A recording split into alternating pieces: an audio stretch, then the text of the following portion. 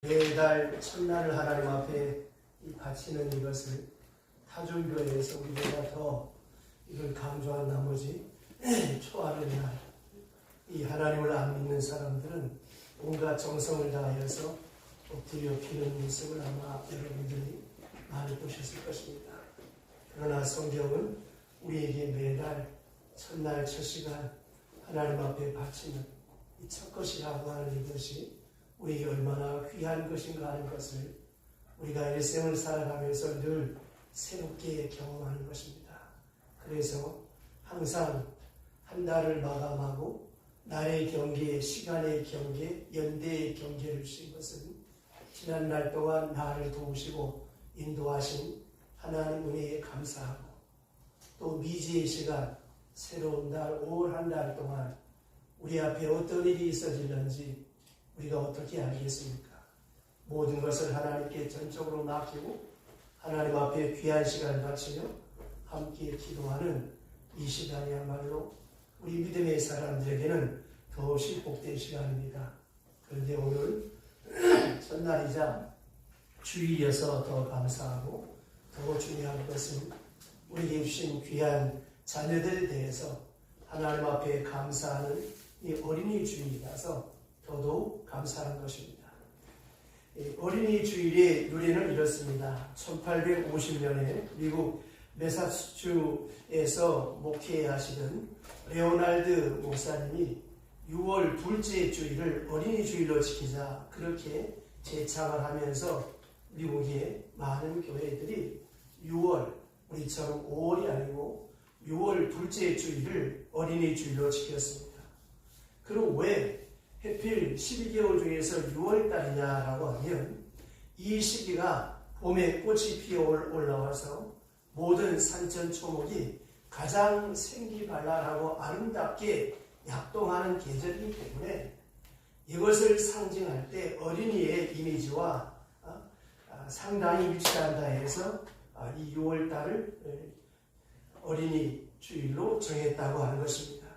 그러다가 우리나라에서도 방정환 선생을 비롯해서 어린이를 사랑하는 분들이 5월 5일 날을 어린이날로 정하자. 그래서 마침내 이제 1956년부터 한국교회가 5월 첫 주일을 어린이 주일로 지키게 되어서 이렇게 우리는 5월 첫 주일이면 어린이 주일로 하나님 앞에 모여서 예배하면서 자녀에 대한 하나님의 말씀과 그리고 이렇게 혼돈된 세대 속에서 우리가 부모로서의 역할을 어떻게 감당해야 될 것인가 하는 것을 우리에게 말씀해 주시고 또 한 번 주지시키고 또 한 번 깨닫게 하는 소중한 주일입니다.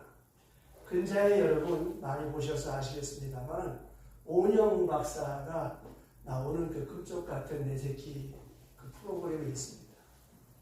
어느 집사님의 가정의 딸이 한날 회사에서 퇴근하고 와서 보니까 소파에 앉아서 자기 딸이 그걸 계속해서 보고 있더라는 거예요. 그래서 이 엄마가 신기해서 야, 네가 왜 그 금쪽 같은 내 새끼 그걸 보냐 그랬더니 이 딸아이가 기가 막히게 대답을 했어요. 엄마, 내가 지금 좋은 자녀로 잘 양육받고 있는지 이걸 내가 보려고 한다고. 참, 요새 아이들 너무너무 똑똑합니다. 너무너무 실리적입니다. 옛날에 우리들이 자랄다만 해도 어디 그런 생각이나 했겠습니까? 너무 영악하고 아주 머리들이 우수합니다. 여러분 한번 생각해 보세요. 요즘 세대가 어떻습니까? 전부 다 나라고 하는 실리적인 자기중심적인 이런 세계관, 이런 가치관 이것이 온 세상에 팽배해 있습니다. 남이야 죽든 말든 남은 살면 되는 것이다. 철저한 자기중심적인 이런 극도의 이기적인 세상이 되었습니다. 몇 개 되었을까요? 한때 대한민국의 4분의 1 정도가 예수 믿는 사람이었는데 지금은 불교, 천주교, 기독교 얼마 전에 신뢰 조사를 하니까 기독교가 제일 바닥을 쳤습니다. 왜 이렇게 됐을까요? 이것은 누구도 탓할 것 없이 우리의 잘못된 믿음, 우리의 잘못된 삶의 자세가 문제였다고 하는 것입니다. 그러니까 오늘 이 시대에 우리가 우리의 자녀들이나 세상 사람들에게 그리스도인의 참 무엇이 무엇인가, 천국을 지향하는 인생의 삶의 모습이 무엇인가 하는 것을 우리가 바르게 보여주지 못했기 때문에 이와 같은 현상들이 생기고 이런 일들이 우리 주변에서 일어나게 되었다라고 하는 것입니다. 그뿐만이 아니라 오늘 이 시대를 보세요. 현대를 가리켜서 비혼 시대, 무림 시대라고 합니다. 이게 뭘 말해주는 것입니까? 결혼해서 아내를 위해주고 장애에 넣어서 아버지 없는 자식을 키우고 있는 이런 세상이 되어버리고 말았습니다. 특별히 여러분, 오늘 우리 주변에 보세요. 시절이 넘었는데 그때 미국 학생들은 얼마든지 자기들이 결혼해서 가정을 이룰 수 있는 나이인데 결혼을 하지 않고 그냥 돈 주고 코인 넣고 세탁기 돌리고 이렇게 빨래를 하는 거예요. 우리야 뭐 낯선 땅에 와서 공부하러 왔지만 자기들이 결혼하면 되는데 왜 결혼하지 않냐고 물었더니 하는 말이 왜 그와 같은 역사적인 실수를 해서 고달프게 사냐? 내 한 몸도 피곤한데 뭐 때문에 결혼하느냐? 결혼을 안 한다는 거예요. 철저하게 자기중심적이고 이기적인 그리고 시기적인 그런 세상이 되어버리고 말았습니다. 좀 더 나가서 자 결혼을 했습니다. 그런데 아이를 낳지 않는 거예요. 왜 안 낳느냐? 아이 놓고 나면 혹을 붙인 것 같이 그거 뒤치다거리 하기 힘들고 어디 갈 때도 이 거창스럽고 하니까 나는 자유롭고 싶다 이거죠. 뭐 그 아이 낳아서 뭐하냐? 이런 부부가 점점 많아지고 있는 이런 세상입니다. 미국 결혼 연령의 40%가 결혼하지 않습니다. 일본은 지금 결혼하지 않는 사람이 60%를 넘어가고 있습니다. 우리나라도 점점 결혼하지 않는 비혼 인구가 넘어가고 있습니다.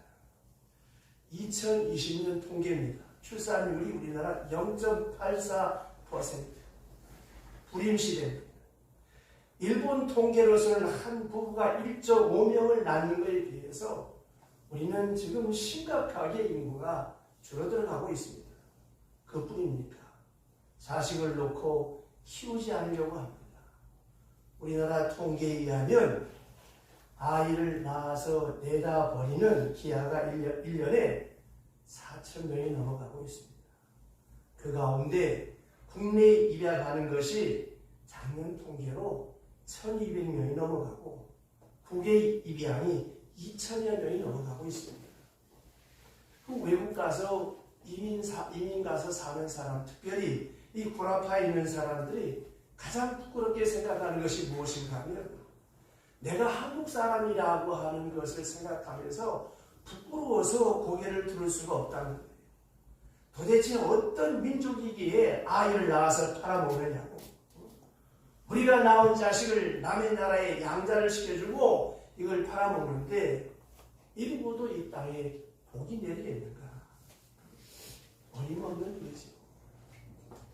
도대체 우리가 낳은 자식을 버릴 뿐만이 아니라 남의 나라에 팔아먹는 것이 1년에 2,200명 엄청난 숫자입니다. 또 그뿐입니까? 얼마나 많은 아이들이 학대와 버림을 받고 있습니까? 이러고도 이 나라가 장래가 있고 이르는 나라에 과연 하나님께서 복을 내리실 것인가? 참 마음이 답답할 때가 참 많습니다. 여러분, 앞으로 이제 후로는 어떤 일이 있어도 이런 격언은 우리 예수 믿는 사람들은 입에 담아서는 안 되는 거예요. 뭘까요? 가지 많은 나무에 바람자 하나 없다. 이거 조용한 것 같으나 무서운 저주입니다. 자식이 왼수다. 어떻게 여러분 자식이 왼수가 되겠습니까? 또 무자식 상팔자다. 이런 말은 우리가 입 밖에 내면 안 되는 것입니다. 그러면 그 축복은 다 끝나고 마는 것입니다. 그 가문은 다 망하고 마는 거예요. 어느 가정에 야구 선수가 되겠다고 하는 아이가 있었습니다. 이 방망이 하나 가지고 아무데나 휘두르고 다니다가 허구한 날 남의 집 유리창을 깨는 거예요. 그것 때문에 이 어머니가 속이 상해서 이 아이를 불러놓고 이놈아 너 때문에 내가 못 살겠다. 허구한 날 사고를 치니까 왼수다 이놈아. 어? 너 같은 놈 때문에 내 얼굴에 주름살만 들어간다. 그랬더니 이 아이가 뭐라고 대답했는지 아세요? 아이고 엄마는 얼마나 속을 많이 쓰겠으면 할머니 얼굴에 주름이 저렇게 많냐? 말 조심해야 됩니다.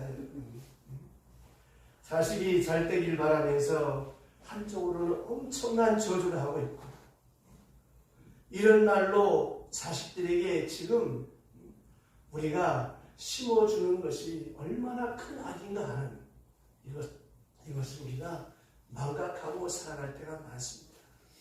자문에 보면 사람은 입술의 능력을 인하여 복록을 부린다 그랬습니다.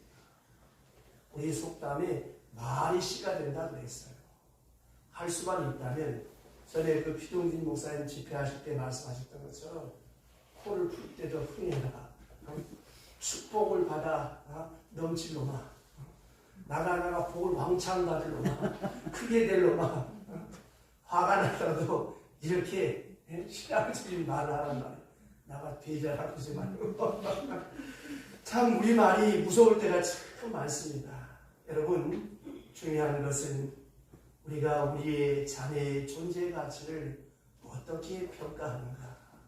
이게 참 중요한 것입니다. 이것이 결정적인 교육의 원리로 나아가서 부모가 자식의 존재 가치를 높이 평가할 때 자식이 자기의 가치를 높이 평가하게 되어집니다. 내가 허구한 날 구박해보세요.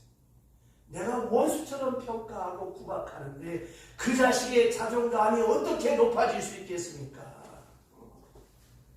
그 자식들이 어떻게 자기의 생명의 가치의 존중함을 소중히 여길 수 있겠습니까? 또 우리 마을 가운데 크게 종종 잘못될 뿐만이 아니라 근본적으로 잘못된 말이 뭐냐면 그 자식 키워 무슨 덕 벌려고 심지어 이런 말도 하죠. 개를 키우면 배신하지 않도 자식은 키워서 덕 못 번다. 특별히 어떤 경우에 계모가 되어서 전처 자식을 키우느라고 정성을 다하는 그 여자에게 한다는 말이 제 새끼 키워서 덕도 못 보는데 남의 새끼 키워서 무슨 덕 벌려고 이런 입방아를 지어대는 사람이 있습니다. 여러분 덕 벌려고 자식 키웁니까? 자식이 뭐 노후 대책의 수단입니까? 아니잖아요. 여러분 우리에게 조금 더 힘이 있을 때 절제하고 절약하고 잘 모았다가 자식 신세지지 않도록 우리가 우리 노후를 준비해야 됩니다. 절대로 자식 신세질 생각하지 마세요.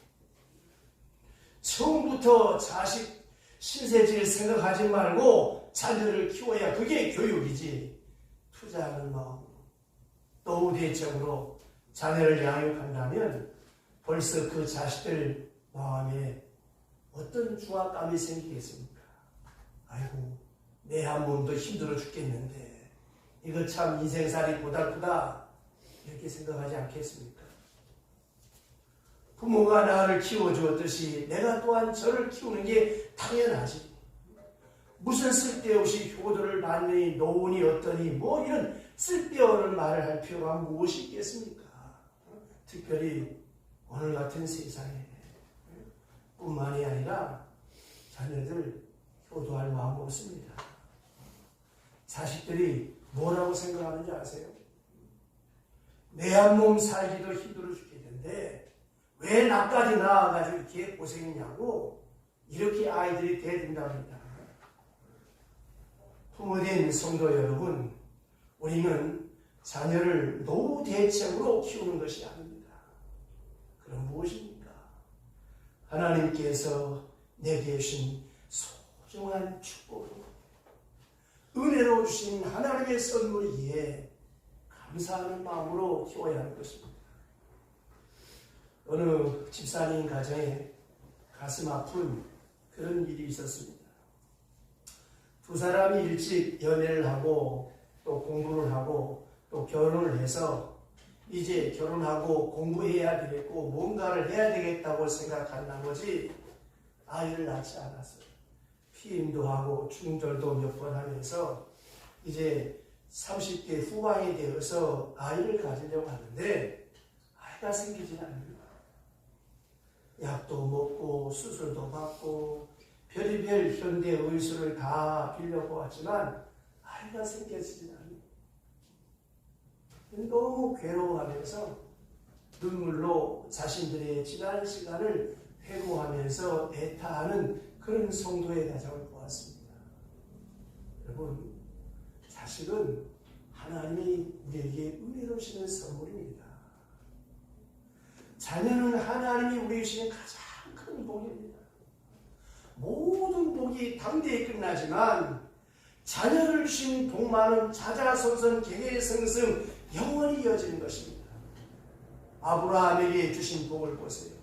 그 첫 번째 복이 무엇입니까? 자녀의 복입니다. 창세기 28장 14절에 보면 두 번째가 땅의 복입니다. 그래서 자녀의 복은 영원성을 말하고 땅은 권세를 말하는 것입니다. 시편 127편 3절에 오늘 교동문 우리가 함께 나눠 읽었던 그 말씀에 보면 자식은 여호와의 주신 기업입니다. 돈만이 기업이 아니고 땅만이 기업이 아니고 가장 큰 기업은 자식입니다. 하나님께서 우리에게 자식을 기업으로 주셨다. 이 은혜에 진정으로 감사할 수 있는 사람이 하나님의 사람입니다. 아멘. 오늘 주신 말씀을 보시면 아브라함의 손자인 야곱에 대한 말씀입니다. 많은 사람들이 성경을 읽고 성경을 연구할 때마다 성경 공부할 때마다 공통적으로 하는 질문이 있습니다. 목사님, 성경에 보면 아브라함, 이삭, 야곱이 있는데 믿음의 조상 가운데 이 야곱은 가장 못된 사람이고 가장 간사하고 교활한 사람인데 거짓말도 잘하는 모사꾼인데 어떻게 이런 사람에게 하나님께서 복을 주셨느냐라고 하는 것입니다. 이게 도대체 납득이 안 된다는 것이죠. 참 어려운 질문입니다. 여기서 생각해야 됩니다. 하나님은 중심을 보시고 하나님은 믿음을 보신다. 그 믿음을 보시고 그 깊은 곳을 보시고 야곱에게 하나님께서 복을 주십니다. 야곱은 어떤 사람인가 하면 그는 축복관이 분명한 사람입니다. 어떤 축복관입니까? 복은 하나님께로부터 온다고 하는 사실을 믿었습니다. 내 입지와 내 처지, 내 도덕, 내 윤리를 초월해서 복은 하나님께로부터 온다. 나는 하나님께로부터 축복을 받아야 되겠다고 하는 그 간절한 마음, 그것이 야곱으로 하여금 하나님 앞에 복을 받게 된 첫 번째 비결입니다. 히브리서 11장 6절 믿음이 없이는 하나님을 기쁘시게 할 수 없나니 하나님께 나아가는 자는 그가 자기를 찾아 나오는 자에게 상 주신 자이심을 믿어야 할지니라. 하나님의 살아계심, 자기를 찾아 나오는 내 모습이 탐자와 같아도 괜찮아요. 내 모습이 형편없어도 괜찮아. 하나님께 나아가기만 하면 내 허물과 내 죄 용서함 받음을 믿고 하나님께 나아가는 자, 그를 찾아오는 자에게 상 주신 자이심을 믿었다는 것입니다. 그 마음이 다른 사람에 비해서는 너무너무 간절했습니다. 특별히 현재적으로 땅을 달라 물질을 달라가 아닙니다. 하나님, 내가 복을 받아야 되겠습니다. 얼마나 간절했느냐. 환두뼈가 부러질 정도로 매달렸다고 하는 거예요. 나는 이 부분에서 우리 교우들이 너무너무 안타까운 마음이 있어요.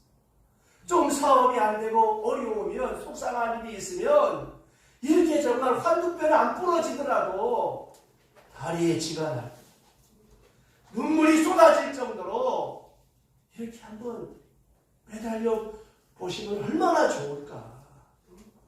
이게 목회자로서의 안타까움입니다. 보세요. 야곱이 하나님 앞에 복을 달라고 하는 이것은 무형적이요 또한 미래적입니다. 먼 훗날에 있는 복을 말합니다. 그리고 중요한 것은 하나님이 복을 주셔야 된다. 하나님의 축복을 받아야 되겠다라고 하는 간절하고 애타는 마음. 그렇게 한평생 살아갑니다. 그는 하나님을 갔습니다. 그리고 라헬이라고 하는 여자를 사랑합니다. 라헬을 너무너무 사랑해서 7년을 하루같이, 그래서 14년 동안 참고 기다려서 라헬을 얻어서 라헬이 야곱의 아내가 됩니다. 그런데 말입니다. 이상하게도 라헬에게는 하나님이 아이를 주시지 않습니다. 그 언니 레아가 아들을 넷을 낳을 때까지 라헬은 아이를 가지지 못합니다. 이 질투 많은 라헬이 속상해서 창세기 30장에 보게 되어지는 야곱을 향해서 이렇게 항변합니다. 나보고 자식을 낳게 하라. 그렇지 않으면 내가 죽어버리겠다고. 얼마나 표독스럽게 말했겠습니까? 이때 야곱이 노를 말해서 성경에 이렇게 기록되어 있습니다. 노함에서 하는 말이 그대를 성태치 못하게 하시는 하나님이시니 내가 하나님을 대신할 수 있겠느냐? 내가 너를 사랑할 수 있다. 내가 너를 뜨겁게 사랑할 수 있다. 그러나 자식을 낳는 것은 하나님이 주신 것이다. 내가 너와 함께 할 수 있을 때 자식은 내 마음대로 하는 것이 아니라고. 은혜로 주신 것이라고. 내가 하나님을 대신하겠느냐? 이렇게 책망하는 것을 볼 수 있습니다. 여러분, 분명히 잊지 말아야 합니다. 야곱이 20년 동안 형과 원수로 지냅니다. 그러다가 하나님의 큰 은혜로 오늘 다시 만나게 되는 장면이 바로 이 창세기 33장입니다. 만날 때 원수로 만나는 것이 아니라 형과 동생으로 반갑게 끌어안으며 목을 안고 입을 맞추며 만나게 됩니다. 그때 형이 하는 말입니다. 여기 있는 사람들이 다 뭐냐? 야곱이 대답합니다. 여러분 다 같이 창세기 33장 5절 말씀 큰 소리로 함께 읽겠습니다.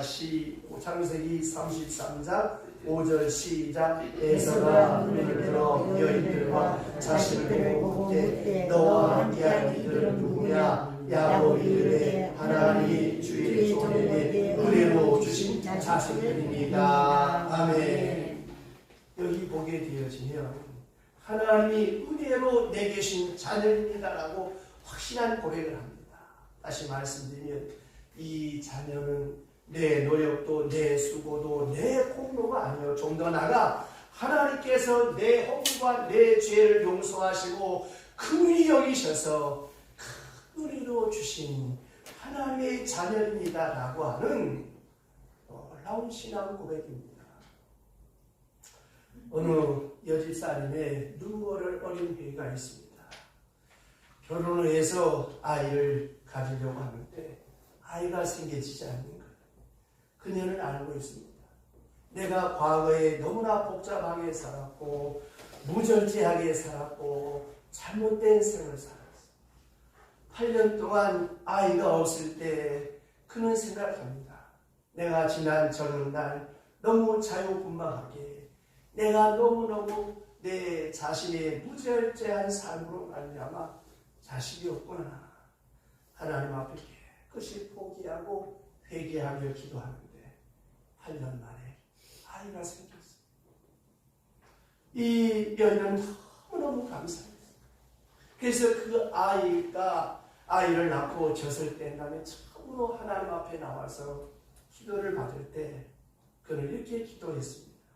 목사님, 나는 지난날 너무나 자유분방하고 너무나 무절제하게 살아서 나는 한평생 자식이 없이 살게 되는가 보다 했는데 하나님께서 이렇게 소중한 아들을 주셨습니다. 이것은 하나님이 나를 긍휼히 여기시고 지난날에 내 죄를 사하시고 내 과거를 용서하셔서 은혜로 주신 하나님의 선물입니다. 목사님 기도해 주세요. 이 고백을 하는데 저도 울고 나도 울고. 여러분 생각해 보세요. 아무리 애써서 우리가 자식을 가지려고 해도 안 생기는 거 어떡하겠습니까? 하나님께서 그에게 아들을 주셨을 때 아마 성경인 한나처럼 기뻤을 거예요. 이 아이는 다른 아이들과 다릅니다. 이 아이는 내 과거의 죄를 용서하신 하나님의 은혜의 선물이라고. 여러분, 우리 주신 귀한 생명, 하나님이 은혜로 주신 소중한 하나님의 선물인 줄로 믿으시기를 바랍니다. 아멘. 자녀 교육법 복잡할 거 없습니다. 간단합니다. 하나님이 은혜로 주신 것이라고 하는 이 간증 하나만 있으면 충분합니다.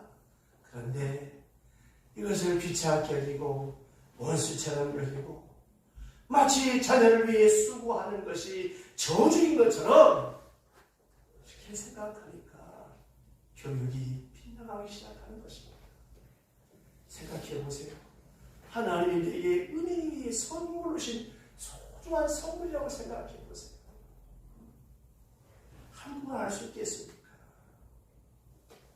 죄송한 말씀입니다만 자랄 때 하도 복잡하게 자라서 저는 참 매도 많이 맞았고 야단도 많이 맞았습니다. 그때마다 우리 어머니가 하신 말씀이 이놈아 내가 널 어떻게 낳아 키웠는데 매도 때려 이 말 한마디 하고 그냥 반항을 못했어요. 지금도 제 기억에는 사람은 4살 이전에 기억이 안 나니까 5살 기억하십니다. 그 추운 시골에서 한겨울에 문고리를 잡아온 손에 문고리에 탁탁 달라붙는 그 시기 나를 두드러 깨워가지고 두레박을 들고 참 지금 요새 6살 살기 좋은 세상이에요. 집에서 물 틀면 더운 물 참을 다 나오시고 제 기억으로는 새벽 와서 물 길러서 다 채워야지 소주 끓여야지 물 끓여야지 아마 요새 그렇게 살면 다 도망갑니다. 그때 그 새벽에 나를 데리고 우물가에 가서 정한수도 놓고 피렸어요. 나를 데리고. 저는 야단칠 때마다 그 말 한마디 내가 너를 어떻게 나와 키웠는데 여러분 자녀를 향하여 내가 너를 얼마나 소중히 여기는데 하나님께로부터 받은 가장 큰 복 하나님이 너를 우리 가정에 보내셨다라고 하는 이 큰 복으로 이렇게 소중히 여긴다고 하는 이 말보다 더 중요한 말이 없을 것이고 그렇게 느끼면 되는 거예요. 그 가슴만 전달되는 그 자식은 홀로 설 수가 있는 것입니다. 은혜의 자녀, 은혜로우신 하나님의 선물. 여러분 모든 것은 세상으로부터 배웁니다마는 기도는 어머니로부터 배운다는 말이 있습니다. 정말 기도는 어머니로부터 배웁니다. 여러분 잘 아시는 아브라함 링컨의 유명한 고백이 있습니다. 나의 현재 생활 전부와 내가 장차 바라는 생활 전부 천사와 같은 나의 어머니로부터 배운 것이다. 유명한 아브라함 링컨의 고백입니다. 그러나 그의 어머니는 외모였습니다. 친어머니가 아니었습니다. 그러나 아브라함 링컨에게 있어서 우리 어머니는 내게 천사다. 어머니를 천사라고 부를 수 있는 사람이라면 그는 분명 위대한 사람이 될 것입니다. 자녀들이 생각하는 우리 어머니, 기도의 어머니, 천사와 같은 분이다. 그의 가마로 위대한 아브라함 링컨이 나타나듯이 여러분의 자녀들도 그렇게 나타나게 될 것입니다. 여러분, 우리가 다른 것은 다 못 가르쳐도 하나님 앞에 예배하는 법, 기도하는 법, 봉사하는 법, 헌신하는 법. 이거는 여러분, 우리가 말로 하는 것이 아니잖아요. 특별히 기쁠 때나 슬플 때나 언제나 기도하는 나의 모습이 아버지와 어머니가 다투고 어머니가 속이 상해. 아버지가 화가 막 날 때 조용히 서재에 앉아서 기도하는 아버지의 모습. 막 화가 날 때 아버지를 향해서 대항하는 어머니가 아니라 조용히 앉아서 눈물로 기도하는 어머니. 이 기도의 자세를 가르쳐요. 어떤 일이 있어도 이 주의 날을 하나님 앞에 거룩하게 바치는 이 예배의 자세를 우리 아이들이 가르쳐요. 더 중요한 거, 우리 아이들이 축복받기 위해서 축복은 그냥 오는 것이 아니라 희생과 눈물과 땀과 정성으로 되어진다고 하는 사실을 가르쳐야 합니다. 우리 교회의 좋은 전통입니다. 우리 자녀들이, 우리 성도들 간의 자녀들이 첫 월급을 타거나 사업장에서 첫 수입이 있을 때 첫 예물로 바치고, 나는 너무너무 아름다운 것이라고 생각합니다. 보세요. 헌금하는 것도 가르쳐야 돼요. 11조도 가르쳐야 돼요. 감사도 가르쳐야 돼요. 제 자랑할게요. 어릴 때 우리 동네에 할아버지 생신이 있으면 나를 보냈어요. 저녁에 보내고 아침에 보내고. 오시고 그 다음에 뭘 하면 갖다 주는 건 다 내가 했어요. 지금도 나는 남이 나를 섬기고 대접받는 게 나는 참 이렇게 잘 수용이 잘 안 돼요. 누가 대접하면 또 대접해야 된다는 이런 중압감이 생겨요. 이 베푸는 거는 잘 되는데 대접받는 걸 제가 잘못할 때가 있어요. 그래서 나는 참 감사해요. 내가 있어서 하는 것은 아니거든요. 보세요. 이게 다 어디서 옵니까? 어머니로부터, 집에서부터 배우는 겁니다. 특별히 하나님과의 관계에서 기도할 줄 알고 예배하는 자녀. 그러므로 자녀에 대한 이 종교성이 최우선적인 것입니다. 하나님 앞에서 하나님께 향하는 그러한 마음, 하나님 앞에 감사하는 마음으로 자녀를 대할 때 그 자녀가 복된 자녀가 되는 것입니다. 또 한 가지만 더 말씀드리면 그의 창조성을 잊지 말아야 합니다. 그는 독립된 존재입니다. 나는 그를 위해서 봉사할 뿐입니다. 내 소유물이 아닙니다. 내 미성취된 욕구를 충족시키기 위한 대상이 아닙니다. 우리는 그로 하여금 하나님 앞에 사람 앞에서 독립된 존재로 빛의 자녀로 살아갈 수 있도록 가르쳐야 합니다. 아멘. 뭘 가르쳐야 할까요? 원만한 부부의 사랑, 부모의 신앙적 자세, 안정된 가정, 경건과 교회에 대한 바른 헌신, 그리고 이 세상을 향한 하나님의 자녀로서의 어떤 삶을 살아가야 할 것인가, 이걸 가르쳐야 한다고 하는 것입니다.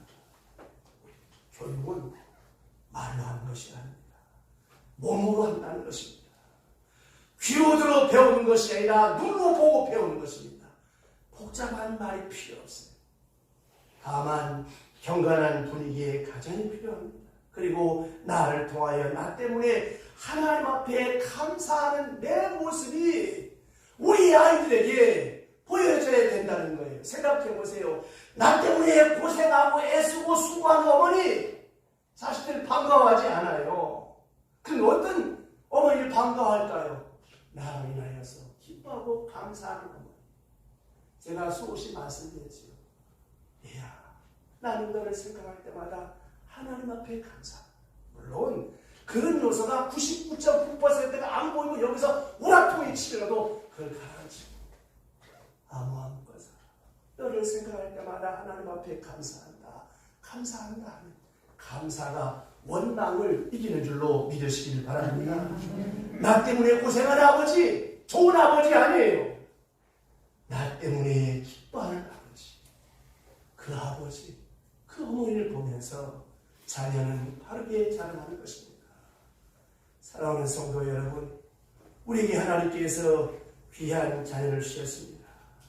그 자녀가 내 미성취된 욕구를 충족시키고 가문의 영광을 나타내는 그런 자녀가 아니라 은혜로 주신 하나님의 선물, 하나님의 축복임을 믿고 늘 감사하고 늘 찬송하고 늘 하나님 앞에 감사의 기도로 하나님 앞에 나아갈 때 그 자녀는 우리의 모습을 통해서 존재의 은혜성을 깨달으면서 복되게 자라 하나님의 거룩한 영광을 나타낼 뿐만이 아니라 이 나라 민족을 위하여 복되게 헌신하는 주의 자녀가 되는 줄로 믿으시기 바랍니다. 기도하겠습니다. 하나님 아버지, 우리에게 은혜로 주시고 또 우리의 소중한 하나님의 선물로 주신 자녀들을